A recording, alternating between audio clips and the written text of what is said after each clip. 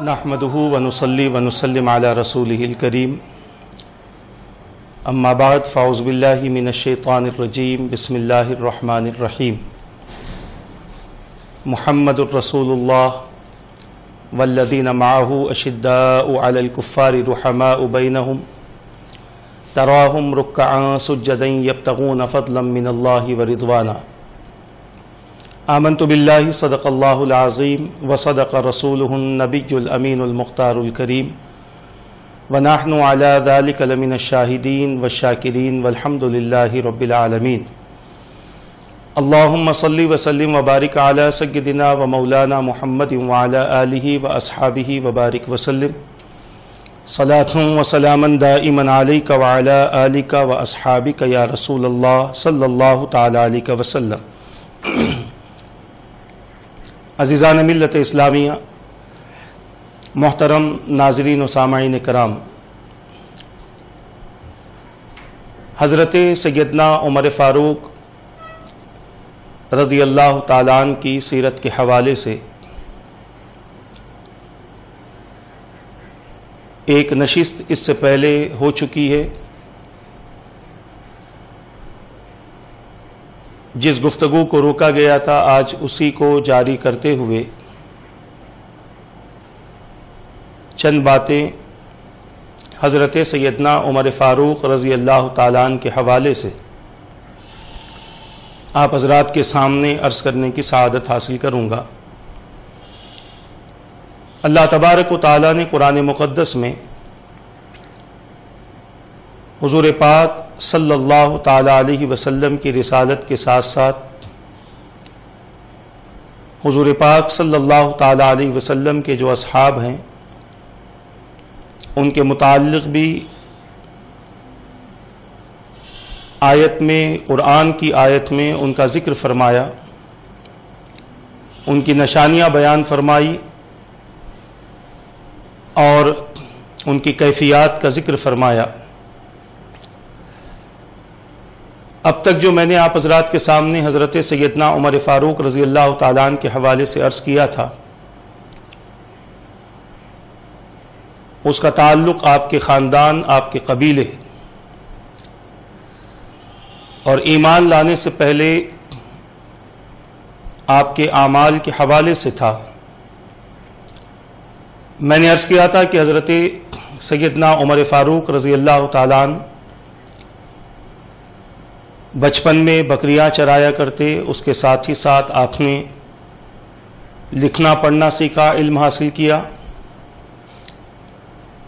اس کے بعد آپ نے اپنی قوت و طاقت کا مظاہرہ کرتے ہوئے بے شمار ممالک میں آپ نے شہرت حاصل کی، کشتیوں میں آپ نے کامیابی حاصل کرتے ہوئے بے شمار ممالک میں آپ کی شہرت ہوئی۔ اسی کے ساتھ ساتھ آپ کو گھوڑ سواری کا شوق تھا، اس میں بھی آپ نے مہارت حاصل کی۔ اس کے بعد آپ نے تجارت کی اور تجارت کے لیے آپ اپنے ملک سے نکلتے اور دوسرے ممالک میں جاتے اور وہاں پر جا کر وہاں کے لوگوں کے ساتھ میں، وہاں کے بادشاہوں کے ساتھ، امراء کے ساتھ، بڑے بڑے لوگوں کے ساتھ میں آپ ملاقات کرتے، وہاں کی روایات کا، وہاں کے عادات، وہاں کے اخلاق، وہاں کے لوگوں کے معاملات کا علم آپ کو ہوتا۔ یہ آپ کی اسلام لانے سے پہلے آپ کی زندگی کا مختصر سا خاکہ ہے۔ جب حضور پاک صلی اللہ تعالیٰ علیہ وسلم نے اعلان نبوت فرما دیا تو میرے آقا صلی اللہ تعالیٰ علیہ وسلم کے اعلان نبوت کرنے کے بعد حضور پاک صلی اللہ تعالی علیہ وسلم سے جو صحابہ بیعت کرتے، اللہ تبارک و تعالیٰ کی وحدانیت اور رسول پاک صلی اللہ تعالی علیہ وسلم کی رسالت کا اقرار کرتے، تو کیفیت یہ ہوتی کہ اگر کوئی قبیلے کا فرد مسلمان ہوتا تو سارا قبیلہ اس کے خلاف ہو جاتا اور جس قدر ان سے ظلم ہو سکتا وہ کرتے تھے۔ اگر کوئی غلام مسلمان ہو تو اس کا آقا ان کو تکلیفیں دیتا، اگر کسی کا بیٹا مسلمان ہوا تو اس کے والدین یا اس کے رشتہ دار اسے تکلیف دیتے۔ غرض کہ وہ دور مسلمانوں کے لیے بڑی سختی کا دور تھا، آزمائش کا دور تھا، اور بہت زیادہ تکالیف کے برداشت کرنے کا دور تھا، بہت زیادہ تکالیف کو پانے کا دور تھا۔ اسی تکالیف سے بہت زیادہ تکلیف میں آ کر حضرت سیدنا خباب ابن ارت رضی اللہ تعالیٰ عنہ، جو حضور پاک صلی اللہ تعالیٰ علیہ وسلم کے صحابی ہیں، اور آپ ان لوگوں کو قرآن کی تعلیم دیتے تھے جو ابھی ابھی داخل اسلام ہو رہے تھے، اللہ تبارک و تعالیٰ کا جو پیغام آتا وہ پیغام کو آپ اپنے اندر محفوظ رکھتے، اور حضور پاک صلی اللہ تعالیٰ علیہ وسلم کے فرمان کی روشنی میں میرے آقا کے حکم کے مطابق وہ لوگوں کو اللہ کے مقدس کلام کی تعلیم دیتے۔ جب تکالیف کا سلسلہ حد سے زیادہ ہو گیا تو حضرت خباب ابن ارت رضی اللہ تعالیٰ عنہ بیان کرتے ہیں کہ میں حضور پاک صلی اللہ تعالیٰ علیہ وسلم کے پاس تھا اور حضور کعبے کے سائے میں تشریف فرماتے ہیں، میں بھی وہیں پر تھا۔ حضور پاک صلی اللہ تعالیٰ علیہ وسلم سے میں نے عرض کیا، میں یہ بتانا چاہتا ہوں کہ تکالیف کس قدر تھیں جس کا ذکر صحابی حضور کے سامنے کر رہے ہیں۔ میرے آقا صلی اللہ تعالیٰ علیہ وسلم کے سامنے انہوں نے عرض کیا کہ اللہ کے رسول صلی اللہ علیہ وسلم، اب تو ظلم کی حد ہو گئی ہے، بہت زیادہ ظلم ہو چکا ہے، اور آپ خدا سے دعا کیوں نہیں کرتے؟ آپ خدا سے دعا فرمائیں کہ اللہ تبارک و تعالیٰ اس ظلم کا خاتمہ کر دے۔ وہ صحابی فرماتے ہیں کہ جیسے ہی میں نے حضور پاک صلی اللہ تعالیٰ علیہ وسلم کے سامنے اس بات کو عرض کیا، میرے آقا صلی اللہ تعالیٰ علیہ وسلم کا چہرہ مبارک متغیر ہو گیا، چہرے پر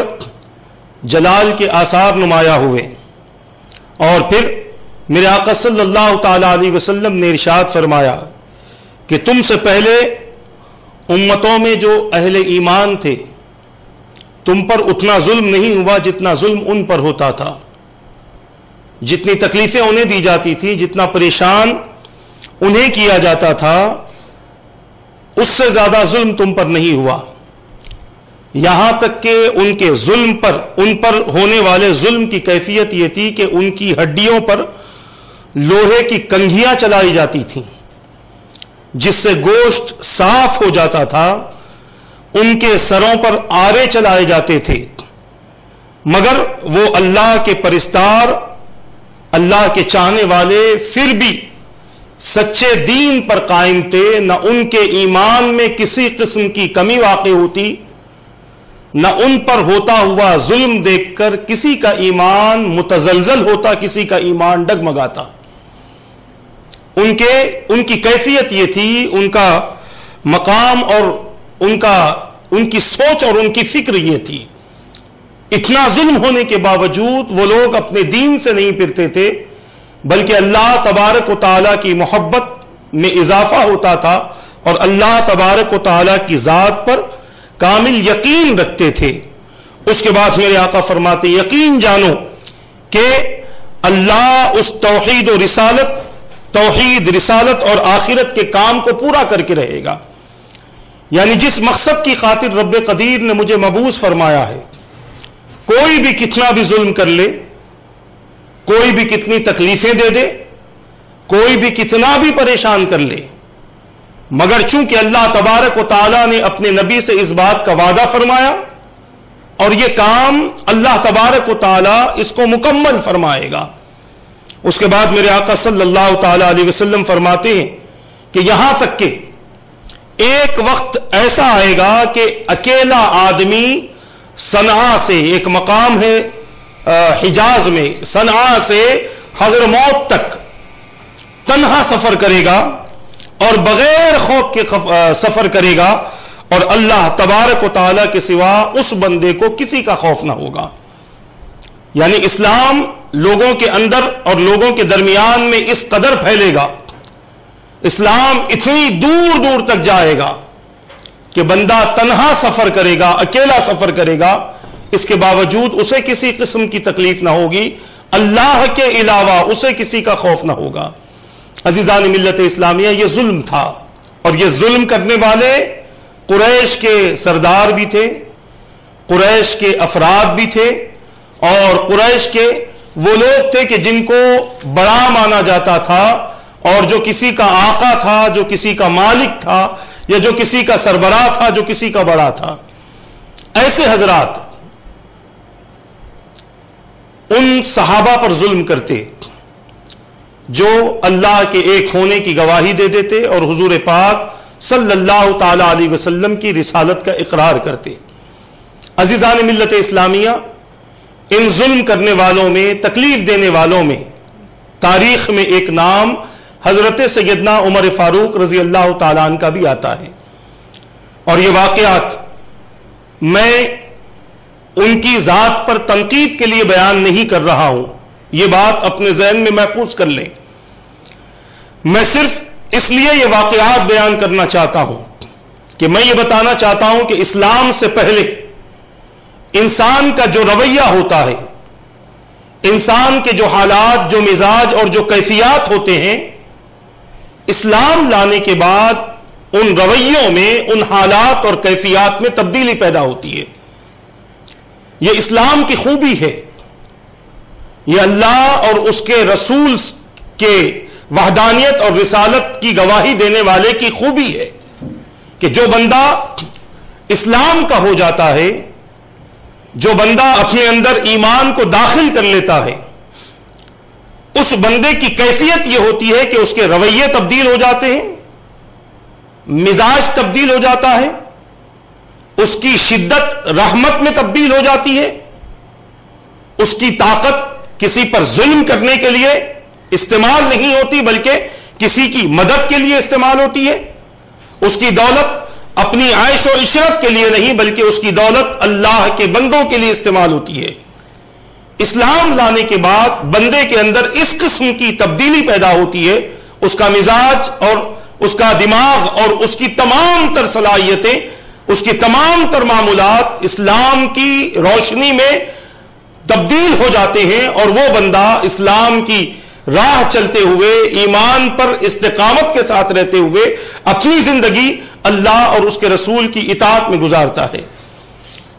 یہ اسلام کی خوبی ہے، جس کے اندر اسلام پیدا ہو جائے اور مکمل طور پر جس کے اندر اسلام داخل ہو جائے، اس بندے کی کیفیات تبدیل ہو جاتی ہیں، اس کے معمولات تبدیل ہو جاتے ہیں۔ تو حضرت سیدنا عمر فاروق رضی اللہ تعالیٰ عنہ کے اسلام لانے سے پہلے کے جو واقعات ہیں، آپ بھی اپنے خاندان اور قبیلے کے لوگوں پر جن کے بارے میں یہ پتا چلتا کہ یہ داخل اسلام ہو چکے ہیں، آپ بھی ان پر سختی سے، ان کے ساتھ میں سختی کے ساتھ پیش آتے، ان پر ظلم کرتے، یہاں تک کہ آپ نے اسلام لانے پر اپنے قبیلے کے لوگوں کو مارا ہے۔ اس کی تاریخ، اس کا بھی ذکر تاریخ کی کتابوں میں ملتا ہے۔ اور پھر سے کہہ دوں، ان واقعات کو بیان کرنے کا مقصد یہ نہیں ہے کہ مجھے معاذ اللہ ان کی ذات پر کوئی تنقید کرنا ہے، بلکہ مجھے یہ بتلانا ہے کہ اسلام لانے سے پہلے جو کیفیات اور جو مزاج اسلام کے خلاف میں آپ کا تھا، ایمان لانے کے بعد میں یہ اس قدر تبدیل ہوا، یہ مزاج اس قدر تبدیل ہوا کہ ایمان لانے سے پہلے ایمان والوں پر سختی کرتے تھے، اور ایمان لانے کے بعد یہی سختی کافروں کے معاملے میں ہو گئی۔ اسی لیے اللہ تبارک و تعالیٰ نے قرآن مقدس میں آپ کا ذکر فرمایا تو اشداء علی الکفار کہہ کر فرمایا کہ کافروں پر بڑے سخت ہیں، کافروں پر شدت برتنے والے ہیں۔ عزیزان ملت اسلامیہ، حضرت سیدنا عمر فاروق رضی اللہ تعالیٰ عنہ کا ایمان لانے کے واقعے سے پہلے ان باتوں کو میں پیش کرنے کی کوشش کروں گا جن کی وجہ سے آپ کے حالات تبدیل ہوئے اور آپ اسلام کی طرف مائل ہوئے اور آپ دین کی طرف آنے لگے۔ تاریخ کی مختلف کتابیں ہیں اور مختلف کتابوں میں مختلف مورخین نے اپنے اپنے طور پر تحقیق کر کے اپنے اپنے طور پر واقعات کو سن کر اور سننے کے بعد اس پر متفق ہونے کے بعد اتفاق کرنے کے بعد ان واقعات کو اپنی اپنی کتابوں میں لکھا ہے۔ میں جو واقعات آپ کے سامنے پیش کروں گا ممکن ہے کہ اس سے پہلے شاید آپ کے نظر سے نہ گزرے ہوں یا آپ نے اب تک نہ سنا ہو، تو نہ سننا اس بات کی دلیل نہیں کہ یہ واقعہ نہیں، بلکہ مورخین نے اور کئی مورخین گزرے ہیں اپنے اپنے طور پر اپنی اپنی تحقیق اپنے اپنے علم کے مطابق اپنی کتابوں میں ان واقعات کو پیش فرمایا ہے۔ حضرت سیدنا عمر فاروق رضی اللہ تعالیٰ عنہ، آپ کے خاندان کے کچھ افراد حضور پاک صلی اللہ تعالی علیہ وسلم کے پاس پہنچ کر اپنی بے دینی کو چھوڑا، کفر و شرک سے بیزار ہو کر میرے آقا صلی اللہ تعالی علیہ وسلم کے دست حق پرست پر اس بات کی بیعت کی کہ اللہ ایک ہے اور آپ اللہ کے رسول ہیں، اور آپ کا دیا ہوا دین، آپ کا دیا ہوا مذہب یہ حق ہے، آپ جو قرآن پیش کرتے ہیں یہ اللہ تبارک و تعالیٰ کا مقدس کلام ہے۔ میں نے اس سے پہلے بھی کہا جیسے قبیلے والوں کو معلوم ہوتا کہ ہمارے قبیلے کا کوئی فرد داخل اسلام ہوا ہے تو قبیلے والے اس پر سختی کرتے اور اس کے ساتھ میں بہت زیادہ مصیبتوں کے سامان تیار کرتے اس شخص کے لیے جو اسلام اور ایمان سے وابستہ ہوتا۔ جب صحابہ کی مشکلیں بڑھنے لگی تو صحابہ نے حضور پاک صلی اللہ تعالی علیہ وسلم کے پاس میں آ کر مشورہ کیا کہ حضور ظلم و ستم کی انتہا ہو چکی ہے، لوگ بڑی سختی کے ساتھ میں ہمارے ساتھ پیش آتے ہیں، ہمارے لیے کوئی حکم صادر فرما دیں۔ میرے آقا صلی اللہ تعالی علیہ وسلم نے سن 5 ہجری میں رجب کا مہینہ تھا، حضور پاک صلی اللہ علیہ وسلم نے ارشاد فرمایا کہ اگر تمہاری یہی مرضی ہے تو میری اجازت اور میرا حکم یہ ہے کہ تم حبشہ کی طرف چلے جاؤ اور حبشہ میں جا کر رہو، کیونکہ وہاں کا بادشاہ ظالم بادشاہ نہیں بلکہ بہت ہی امن والا بادشاہ ہے، بہت ہی محبت والا بادشاہ ہے، اپنی رعایا کے ساتھ میں وہ اچھا سلوک کرتا ہے، ممکن ہے کہ وہ تمہارے ساتھ بھی اچھا سلوک کرے، لہذا تم لوگ حبشہ کی طرف ہجرت کرو۔ صحابہ کرام نے جب حضور پاک صلی اللہ علیہ وسلم سے سنا تو حضور کے حکم پر عمل کرتے ہوئے کچھ مردوں نے اور کچھ عورتوں نے حبشہ کی طرف ہجرت کرنے کا ارادہ کیا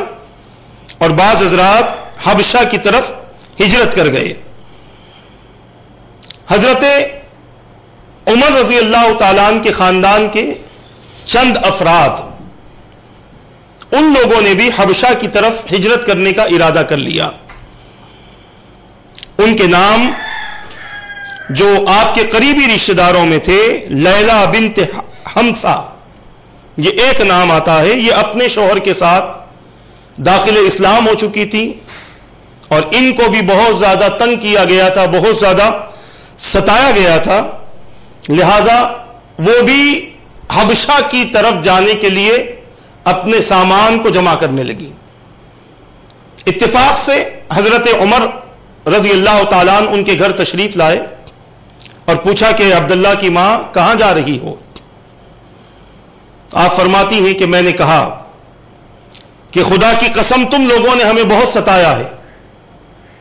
اور جس مقام پر ہم رہتے ہیں صرف اللہ کی زمین یہی نہیں ہے بلکہ اللہ کی زمین بہت وسیع ہے، لہذا تمہارے ظلم و ستم سے تنگ آ کر ہم ایسی جگہ جانے والے ہیں جہاں پر اللہ تبارک و تعالی ہمیں سکون عطا فرمائے گا۔ اس قسم کی جب باتیں حضرت لیلہ بنت حمزہ نے کی تو آپ کے اندر ایک عجیب طبیعت، عجیب کیفیت پیدا ہوئی اور آپ کے اندر ایک قسم کی رقت طاری ہوئی. ممکن ہے کہ سوچنے لگے ہوں کہ ہمارا ظلم اس قدر بڑھ گیا کہ ہمارے قریبی لوگ بھی اب ہم سے دور ہو رہے ہیں. ہمارا ستم اس قدر بڑھ گیا کہ ہمارے قریبی لوگ بھی ہم سے دور ہو رہے ہیں. لہذا حضرت عمر فاروق رضی اللہ تعالیٰ عنہ کے اندر یہ کیفیت کچھ دن تک رہی. اس کے بعد پھر اپنی کیفیت پر آ گئے, پھر وہی اپنے حالات پر آ گئے, وہی ان کے مزاج میں سختی اور شدت پھر سے پیدا ہوئی. دوسری طرف یہ واقعہ آپ کی زندگی پاک پر ایک چھوٹا سا اثر کر گیا تھا, اور دوسری طرف حضرت عمر فاروق رضی اللہ تعالیٰ عنہ کے بارے میں بیان کیا جاتا ہے کہ آپ کے گھرانے میں نے گزشتہ نشست میں کہا تھا کہ حضرت زید جو آپ کے چچا زاد بھائی ہیں وہ پہلے ہی سے شرک سے بیزار ہو چکے تھے, کفر سے بیزار ہو چکے تھے, جس کی بنیاد پر حضرت عمر فاروق رضی اللہ تعالیٰ عنہ کے والد خطاب نے بہت زیادہ اپنے بھتیجے کو پیٹا تھا, اور جس کی وجہ سے وہ گھر چھوڑ کر کسی غار میں رہنے لگے تھے. اس کے بعد میں تاریخ کی کتابوں میں ان کا ذکر نہیں آتا, اور بعض روایتوں میں ان کا ذکر ملتا ہے کہ بعد میں وہ پھر واپس اپنے شہر کی طرف آئے, مگر اکثر کتابوں میں یہ بات بیان کی جاتی ہے کہ اس کے بعد سے حضرت زید رضی اللہ تعالیٰ عنہ کا کوئی ذکر نہیں ملتا. اور اسی کے متعلق میں نے حدیث پیش کی تھی کہ قیامت کے دن اللہ کے رسول نے فرمایا کہ حضرت زید کو ایک امت کی جگہ اٹھایا جائے گا, ایک مکمل امت کی جگہ حضرت زید رضی اللہ تعالیٰ عنہ کو ان کے موحد ہونے کی بنیاد پر,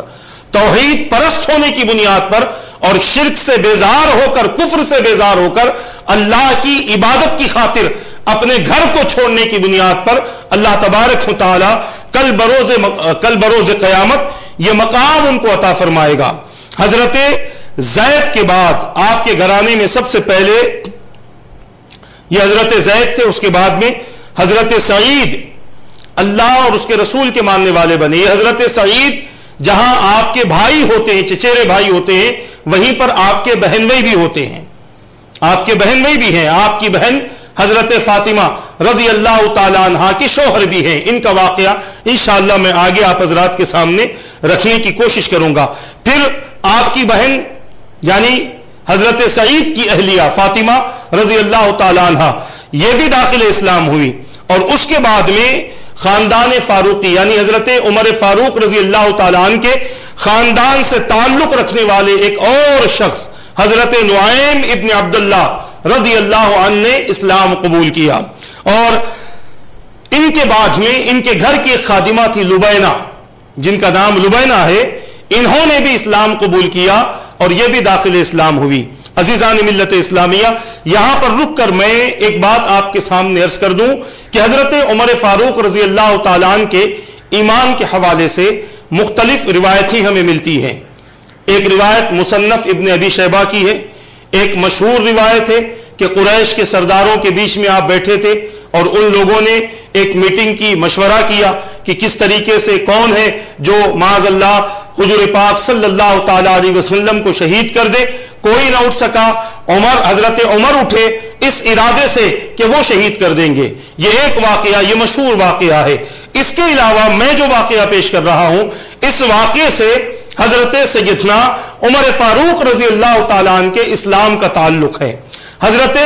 نعیم ابن عبداللہ, حضرت سعید, حضرت فاطمہ رضی اللہ تعالیٰ عنہ مجمعین, ان کے ایمان کے متعلق حضرت سیدنا فاروق اعظم رضی اللہ تعالیٰ عنہ کو خبر تک نہ تھی کہ یہ لوگ بھی مسلمان ہو چکے ہیں. انہوں نے حضور پاک صلی اللہ تعالیٰ علیہ وسلم کے حکم پر ابھی تک کسی کے سامنے بھی اپنے ایمان کو ظاہر نہ کیا تھا. اور حضرت لبینہ جو آپ کے گھرانے کی خادمہ تھی, ان کا ایمان ظاہر ہو چکا تھا. اور جب حضرت عمر رضی اللہ تعالیٰ عنہ کو پتا چلا کہ گھر کی خادمہ بھی داخل اسلام ہو گئی ہے, تو ان کے تعلق سے بتایا جاتا ہے کہ آپ اس عورت کو اس قدر مارتے تھے کہ مار مار کر اتنی طاقتور شخصیت,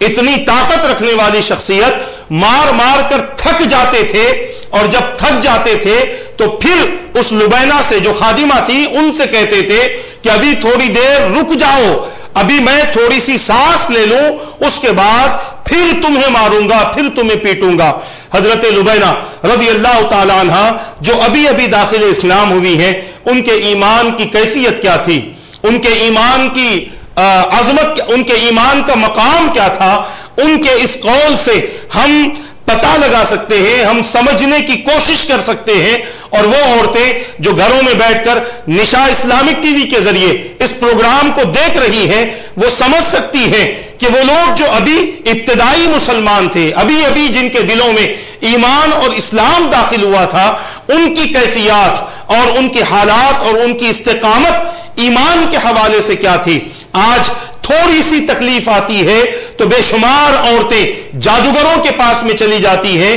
بے دینوں کے پاس چلی جاتی ہیں، گمراہوں کے پاس چلی جاتی ہیں، اللہ اور اس کے رسول کے نافرمانوں کے پاس چلی جاتی ہیں۔ بہت ساری ایسی عورتیں ہیں جو اپنے بچوں کے علاج کافروں کے سامنے بیٹھ کر کرتی ہیں، اور نہ جانے وہ کیا کیا چیزیں ان کے جسم پر ڈالتے ہیں، اس کا احساس انہیں نہیں ہوتا۔ یہ ایمان پر استقامت نہ ہونے کی بنیاد پر ہوتا ہے، اللہ کی ذات پر یقین نہ ہونے کی بنیاد پر ہوتا ہے، حضور پاک صلی اللہ تعالی علیہ وسلم کے فرامین پر یقین نہ ہونے کی بنیاد پر ہوتا ہے۔ مگر یاد رکھو، جن کے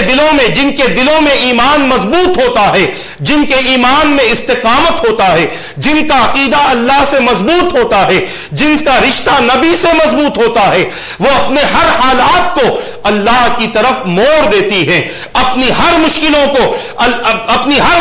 پر اللہ کی طرف متوجہ ہو جاتے ہیں۔ یہی کیفیات ان عورتوں میں تھے جنہوں نے ابھی ابھی اسلام کو قبول کیا تھا اور رسول پاک صلی اللہ تعالی علیہ وسلم کے دست حق پر اس پر بیعت کی تھی۔ عزیزان ملت اسلامیہ، محترم حاضرین، محترم ناظرین و سامعین کرام، جب حضرت عمر فاروق رضی اللہ تعالی عنہ نے حضرت لبینہ رضی اللہ تعالی عنہ سے یہ کہا کہ ابھی رک جاؤ، میں تھک گیا ہوں، تھوڑی سانس لے لوں اور اس کے بعد میں پھر سے تمہیں ماروں گا اور تمہیں پیٹوں گا، حضرت لبینہ رضی اللہ تعالی عنہ نے فرمایا کہ اے عمر سنو، اے میرے آقا سنو، یقیناً تم مجھے مار سکتے ہو، تم مجھے پیٹ سکتے ہو، میرے جسم سے میری جان نکال سکتے ہو، مگر میرے روح سے میرا ایمان نہیں نکال سکتے۔ میں نے جس اسلام کو اپنی ذات کے لیے قبول کیا ہے، جس ایمان کو میں نے اپنے نفس کے لیے قبول کیا ہے، یہ ایمان تم مجھ سے چھین نہیں سکتے، میری جان چلی جائے کوئی غم نہیں ہے، مگر میرا ایمان تم مجھ سے نہیں لے سکتے۔ جیسے ہی حضرت سیدنا فاروق اعظم رضی اللہ تعالیٰ عنہ نے اس بات کو سنا، آگ بگولا ہو گئے، تیش میں آ گئے، غصے میں آ گئے اور سوچنے لگے کہ ایک ایک کو مارنے سے بہتر ہے معاذ اللہ انہی کو شہید کر دیا جائے جن کے ذریعے لوگوں میں اسلام آ رہا ہے، جن کے ذریعے لوگوں میں دین آ رہا ہے۔ یہ ایک واقعہ ہے کہ جہاں حضرت عمر فاروق رضی اللہ تعالیٰ عنہ نے اپنی تلوار میان سے نکالی اور پھر آپ چلنے لگے، آپ اس گھر سے نکلے، چلنے لگے، راستے میں حضرت نعیم ابن عبداللہ رضی اللہ تعالیٰ عنہ سے آپ کی ملاقات ہوئی، دیکھا ننگی تلوار لے کر جا رہے ہیں۔ عرب کا دستور تھا، تلوار جب نکلتی تھی نیام سے تو پتا چل جاتا تھا کہ اب یہ تلوار کسی نہ کسی خون سے رنگی جائے گی، کسی نہ کسی کے خون سے رنگی جائے گی۔ حضرت نعیم نے پوچھا کہ عمر کہاں جا رہے ہو؟ کہا معاذ اللہ محمد عربی صلی اللہ علیہ وسلم کو قتل کرنے، شہید کرنے کے لیے جا رہا ہوں۔ حضرت نعیم نے جیسے ہی سنا آپ کے ساتھ میں بحث مباحثہ کرنے لگے، یہاں تک کہ آپس میں تھوڑی سی لڑائی بھی ہوئی۔ حضرت نعیم نے فرمایا کہ تم ان کی طرف بعد میں جاؤ، پہلے اپنے بہن اور بہنوئی کی بھی تو خبر لے لو، وہ بھی داخل اسلام ہو چکے ہیں، وہ بھی مسلمان ہو چکے ہیں۔ عزیزان ملت اسلامیہ، حضور پاک صلی اللہ تعالی علیہ وسلم کے پاس جانے سے پہلے وہ اپنے بہن کے مکان پر پہنچے، بہن کے مکان کے قریب ہوئے، اندر سے کچھ پڑھنے کی آواز آ رہی تھی، پڑھ رہے تھے، پڑھایا جا رہا تھا، اور جب سن لیا اس کے بعد میں دروازہ کھٹکھٹایا، اندر سے پوچھا گیا کون ہے؟ کہا عمر ہوں۔ حضرت خباب ابن ارت رضی اللہ تعالیٰ عنہ آپ ان دونوں کو قرآن کی تعلیم دے رہے تھے، اللہ تبارک و تعالیٰ کی طرف سے نازل ہونے والی آیتوں کو سکھا رہے تھے۔ جیسے ہی انہوں نے سنا کہ عمر آئے ہیں، سمجھ گئے کوئی نہ کوئی معاملہ ہے، گھر کے کونے میں چھپ گئے، دروازہ کھولا، پوچھا کیا پڑھ رہے تھے؟ کہا اللہ تبارک و تعالیٰ کا کلام اس کی تلاوت ہم کر رہے تھے. پوچھا تم لوگ مسلمان ہو گئے؟ کہا ہاں ہم بھی داخل اسلام ہو گئے. ہم نے اپنے باپ دادا کے دین کو چھوڑ دیا, شرک اور کفر سے ہم بیزار ہو چکے ہیں. ہم نے حق مذہب کو قبول کیا ہے, سچے دین کو ہم نے اپنی ذات کے لیے پسند کیا ہے, اور محمد عربی صلی اللہ تعالی علیہ وسلم پر ہم نے اپنے کفر سے توبہ کی ہے, اور ہم ہمارے دلوں میں ہم نے ایمان کو ثابت کر دیا ہے. ہمارے دلوں میں ہم نے ہمارے ایمان کو ہم نے ثابت کر دیا ہے, اور اسی پر ہم استقامت کے ساتھ رہنے کا ہم نے وعدہ کر لیا ہے. حضرت عمر رضی اللہ تعالیٰ عنہ جیسے جیسے الفاظ سنتے جاتے تھے غصہ بڑھنے لگا. اس قدر غصہ بڑھا کہ آپ نے اپنے بہن بھائی کو مارنا شروع کیا. حضرت سعید رضی اللہ تعالیٰ عنہ کو اتنا مارا کہ آپ کے جسم اقدس سے خون نکلنے لگا, جسم مبارک سے خون نکلنے لگا. یہ دیکھ کر بہن کو برداشت نہ ہوا. بہن اپنے شوہر کو جب بچانے کے لیے آ رہی تھی, حضرت عمر رضی اللہ تعالیٰ عنہ نے ان کو بھی ایک ایسا مارا, ان کے جسم سے بھی خون نکلنے لگا. بہن نے فرمایا اے عمر, جب تم خطاب کے بیٹے ہو تو میں بھی خطاب کی بیٹی ہوں. تمہارے اندر اتنی طاقت ہے کہ تم ہمیں مار سکتے ہو, تو ہمارے اندر اتنی صلاحیت ہے کہ ہم یہ کہہ سکتے ہیں کہ تم مار کر ہم سے ہماری جان لے سکتے ہو, نبی کا دیا ہوا ایمان نہیں لے سکتے, اللہ کا دیا ہوا ایمان تم ہم سے نہیں چھین سکتے. اتنا سننا تھا کہ حضرت عمر فاروق رضی اللہ تعالیٰ عنہ کے لیے یہ دوسرا اور تیسرا واقعہ تھا جو آپ کے دل پر اثر کر گیا. سب سے پہلا واقعہ حضرت لیلا رضی اللہ تعالیٰ عنہ کا تھا, دوسرا واقعہ حضرت لبینہ رضی اللہ تعالیٰ عنہ کا تھا, اور یہ تیسرا واقعہ حضرت فاطمہ رضی اللہ تعالیٰ عنہ کا تھا. جب یہ تینوں واقعات ان کے دل پر اثر کر گئے, آپ خاموش ہو گئے, اپنے کیے پر شرمندہ ہوئے, نادم ہوئے, غصہ چھوڑ دیا, اور بالکل سکون اور اطمینان کے ساتھ اپنی بہن سے سوال کرنے لگے, اے میری بہن بتاؤ تم لوگ کیا پڑھ رہے تھے, تم لوگ کس قسم کی تلاوت, کس چیز کی تلاوت کر رہے تھے؟ عزیزان ملت اسلامیہ, بہن بھائی نے کہا کہ یہ کلام پاک ہے, لہذا تم پہلے غسل کر لو, بعد میں یہ کلام تمہارے حوالے کیا جائے گا. حضرت عمر فاروق رضی اللہ تعالیٰ عنہ کے بارے میں نے عرض کیا تھا, چونکہ آپ پڑھنا لکھنا جانتے تھے, جب آپ غسل کر کے آئے بہن نے اور بہن بھائی نے آپ کو کلام دیا. حضرت عمر فاروق رضی اللہ تعالیٰ عنہ اللہ تبارک و تعالیٰ کا مقدس کلام پڑھ رہے تھے, جس میں اللہ نے سورہ طٰہٰ کی ابھی آیتوں کو نازل کیا تھا. کلام پڑھ رہے تھے, ہر آیت ان کے کفر کے خاتمے کا سبب بن رہی تھی, ہر آیت ان کے شرک کے خاتمے کا سبب بن رہی تھی, ہر آیت انہیں دین سے قریب کر رہی تھی, اللہ سے قریب کر رہی تھی, مصطفیٰ سے قریب کر رہی تھی. اور جب اس آیت پر پہنچے اللہ لا الہ الا هو له الاسماء الحسنى, کہ اللہ تبارک و تعالی وہ ہے کہ جس کا کوئی شریک نہیں, جس کے علاوہ کوئی معبود نہیں ہے, اور اسی کے نام بہترین نام ہے, اسی کے اسماء حسنہ ہے. اور بعض روایتوں میں آتا ہے کہ ایک آیت مبارکہ ہے جس میں اللہ تبارک و تعالی نے اپنی عبادت کا ذکر فرمایا, اننی انا اللہ لا الہ الا انا فاعبدنی واقم الصلاۃ لذکری. یہ سورہ طٰہٰ کی آیتیں ہیں. اس میں اللہ تبارک و تعالیٰ نے ارشاد فرمایا, جس کا معنی اور مفہوم یہ ہے کہ بے شک میں ہی اللہ ہوں, میری عبادت کی جائے, میرے سوا کوئی معبود نہیں, میری عبادت کی جائے, اور نماز کو میرے ذکر کے لیے قائم کیا جائے. جب حضرت سیدنا فاروق اعظم رضی اللہ تعالیٰ عنہ نے اللہ تبارک و تعالیٰ کے اس مقدس کلام کو پڑھا, جب یہ آیتیں پڑھی آپ کے دل کی دنیا تبدیل ہو گئی. ہر آیت نے کفر و شرک کو دھو دیا, اور ہر آیت نے آپ کو خدا سے قریب کر دیا, اللہ کے رسول سے قریب کر دیا. جب یہ آیتیں آپ نے پڑھ لی, آپ نے اپنے بہن اور بہن بھائی سے کہا کہ سنو, میں بھی حضور پاک صلی اللہ تعالی علیہ وسلم سے ملاقات کرنا چاہتا ہوں, مجھے بھی سرکار مدینہ صلی اللہ تعالی علیہ وسلم سے ملا دو اور ملاقات کر دو. حضرت خباب ابن ارت رضی اللہ تعالیٰ عنہ, جو حضرت سیدنا فاروق اعظم رضی اللہ تعالیٰ عنہ کی آمد کی خبر سن کر گھر کے کونے میں چھپے ہوئے تھے, آپ فوری طور پر ظاہر ہوئے. حضرت سیدنا فاروق اعظم رضی اللہ تعالیٰ عنہ سے آپ نے ملاقات کی, اور ملاقات کرنے کے بعد ارشاد فرمایا, اے عمر تمہیں مبارک ہو, اللہ کے رسول نے کل رات تمہارے ایمان کی دعا کی ہے, اور اللہ نے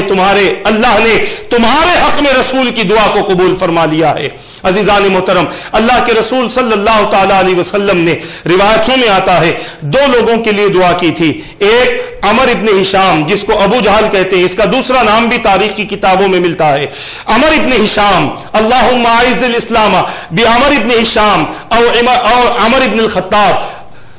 میرے آقا نے اس قسم کی دعا فرمائی، او کما قال، جیسا کہ حضور نے دعا فرمائی ہو. میرے آقا نے یہ دعا فرمائی کہ اللہ اسلام کو عمر ابن ہشام جس کا نام ابو جہل تھا یا عمر ابن الخطاب کے ذریعے یا ان دونوں میں جو تجھے پسند ہو اس کے ذریعے اسلام کو قوت عطا فرما، اسلام کو سربلندی عطا فرما، اسلام کو عزت عطا فرما دے. حضرت خباب نے فرمایا اے عمر، کل رات حضور نے تمہارے لیے دعا کی ہے، تمہارے لیے دعا کی ہے، اور اللہ نے تمہارے حق میں اسلام کو قبول کر لیا ہے اور تمہارے حق میں نبی کی دعا کو قبول کر لیا ہے. عزیزان ملت اسلامیہ، محترم ناظرین و سامعین کرام، حضور پاک صلی اللہ تعالی علیہ وسلم کی دعا قبول ہوئی. ادھر حضرت عمر فاروق رضی اللہ تعالیٰ عنہ حضور پاک صلی اللہ تعالی علیہ وسلم کی طرف چل رہے ہیں، میرے آقا صلی اللہ تعالی علیہ وسلم کی طرف جا رہے ہیں، اور ادھر کیفیت یہ ہے کہ صحابہ کرام لوگوں کے ظلم کی وجہ سے، لوگوں کی تکلیف کی وجہ سے پریشان ہیں. اور ایسے وقت میں حضرت عمر فاروق رضی اللہ تعالیٰ عنہ سے 3 دن پہلے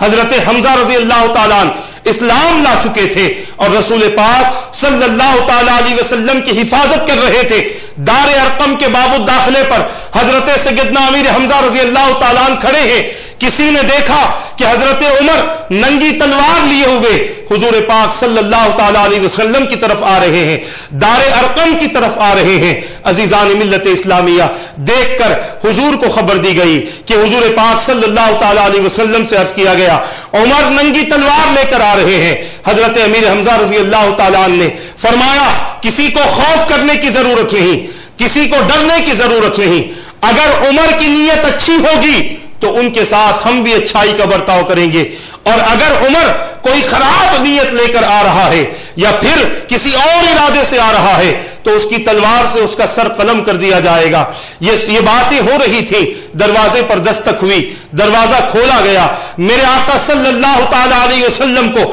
حضرت سیدنا فاروق اعظم رضی اللہ تعالیٰ عنہ نے دیکھا، اور حضور پاک صلی اللہ علیہ وسلم نے حضرت سیدنا عمر فاروق رضی اللہ تعالیٰ عنہ کو دیکھا. حضور دونوں ایک دوسرے کو دیکھنے لگے. میرے آقا صلی اللہ علیہ وسلم کے قریب جب سیدنا فاروق اعظم رضی اللہ تعالیٰ عنہ پہنچے، میرے سرکار نے، ایک روایت میں آتا ہے، حضرت عمر فاروق رضی اللہ تعالیٰ عنہ سے فرمایا اے عمر، کیا ابھی وقت نہیں آیا کہ تم شرک اور کفر کی گندگیوں کو اور اس کی تاریکیوں سے نکل کر اسلام کے اجالے میں آ جاؤ، ایمان کی طرف آ جاؤ، صحیح عقیدے اور صحیح مذہب کی طرف آ جاؤ. اور ایک روایت میں یہ ملتا ہے کہ میرے آقا صلی اللہ تعالی علیہ وسلم نے حضرت عمر فاروق رضی اللہ تعالیٰ عنہ کے لباس کو اس قدر کھینچا کہ حضرت فاروق اعظم رضی اللہ تعالیٰ عنہ گھٹنے کے بل میرے آقا کے سامنے بیٹھ گئے. میرے سرکار نے ان سے سوال کیا اے عمر کیا بات ہے، کس ارادے سے آئے ہو؟ عرض کرنے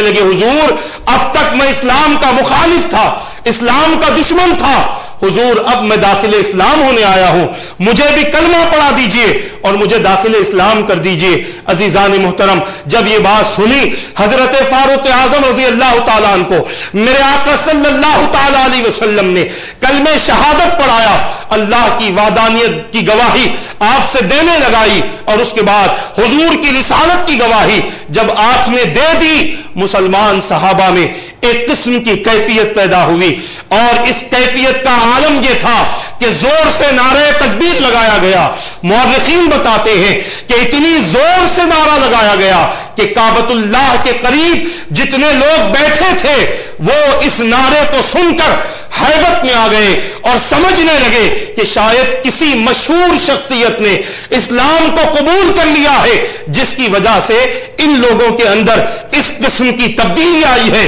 اور ان کی آوازوں میں اس قدر تیزی اور ان کی آوازوں میں اس قدر بلندی آ چکی ہے. اور اس کے بعد لوگوں کو پتا چل گیا کہ حضرت سیدنا فاروق اعظم رضی اللہ تعالیٰ عنہ داخل اسلام ہو چکے ہیں. یہ حضرت سیدنا فاروق اعظم رضی اللہ تعالیٰ عنہ کے داخل اسلام ہونے کے چند واقعات اور کس طرح سے آپ داخل اسلام ہوئے، وہ کیا اسباب تھے جس کی وجہ سے آپ کا قلب اسلام کی طرف مائل ہوا، اس کے متعلق میں نے چند باتیں آپ حضرات کے سامنے عرض کی ہیں۔ جب حضرت سیدنا فاروق اعظم رضی اللہ تعالیٰ عنہ داخل اسلام ہوئے تو اسلام میں داخل ہونے کے بعد اللہ تبارک و تعالیٰ نے آپ کو اسلام سے اور حضور پاک صلی اللہ علیہ وسلم کو صحابہ کو